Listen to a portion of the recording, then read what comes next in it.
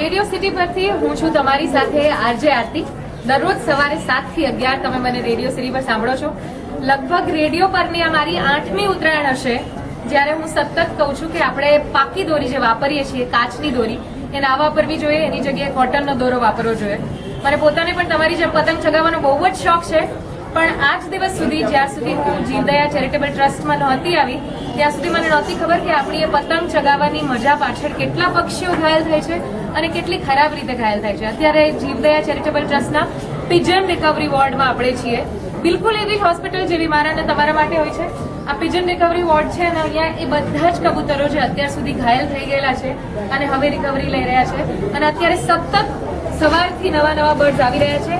આજના ટોટલ આ બર્ડને ગણીને 90 બર્ડ્સ અહીંયા આવ્યા છે જીવદયા ચેરિટેબલ ટ્રસ્ટમાં અને ટોટલ જાન્યુઆરીનો આંકડો ગણીએ તો 754 છે.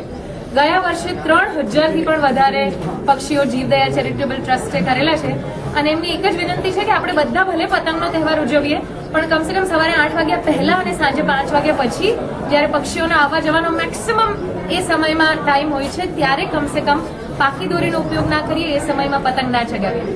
આપણી સાથે જીવદયા ચેરિટેબલ ટ્રસ્ટથી સાથે છે મેડમ, જે આખા જ ટ્રસ્ટ વિશે માહિતી આપી રહ્યા છે અને શું કામ થઈ રહ્યું છે આપણને જણાવો. આર્ટિકલે બહુ સરસ કીધું કે સવારનો સમય અને સાંજનો સમય આપણે પતંગ માટે અવોઇડ કરીએ કે ના ચડાવીએ. બીજું મારે ખાસ કહેવું હતું કે ઉત્તરાયણ ફક્ત એક જ દિવસનો તહેવાર છે, તો આપણે એક જ દિવસ આ તહેવારને મનાવીએ અને તહેવાર પત્યા પછી જેમ આપણે આપણો સામાન સમેટીએ છીએ ને એની સાથે જેટલી પણ દોરી આજુબાજુ દેખાય છે બધી જ દોરી આપણે સમેટીને લઈ લઈએ અને ઝાડ ઉપર લટકતી પણ જેટલી દોરી દેખાય છે, રોડ ઉપર લટકતી દેખાય છે, બધી જ દોરી ભેગી કરી અને સળગાવી નાખીએ.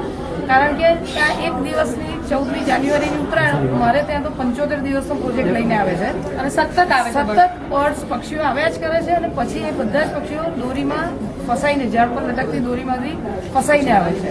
સોમવારે આપણે એમની સાથે વધારે વાત કરીશું. આ 2 દિવસ પૂરતું તમને કોઈ પણ બર્ડ દેખાય તો પ્લીઝ કોલ કરજો 8052535252. આ નંબર પર તમે ફોન કરશો અમદાવાદના કોઈ પણ એરિયામાંથી તો એ બર્ડને મદદ મળી રહેશે.